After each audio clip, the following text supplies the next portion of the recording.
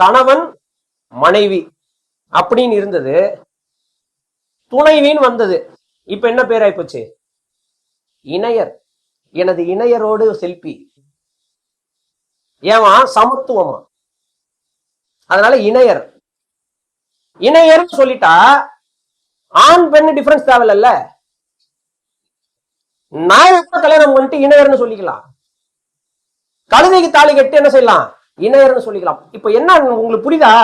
இதுக்காக தான் இந்த உலகத்துல என்ன செய்யாதீங்க, அதை கம்பேர் பண்ணாதீங்கன்னு கர்த்தர் என்ன செய்யறார்? சொல்றார். ஏன்னா நீங்க உலகத்தோட கம்பேர் பண்ண பாவம் கொண்டாடப்படும்.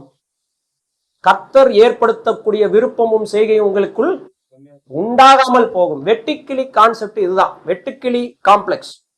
அப்போ முன்னாள் அடிமைகளாக இருக்கிறவர்களாக இருந்தால் பழைய வாழ்க்கையை செரிஷ் பண்ணக்கூடியவர்களாக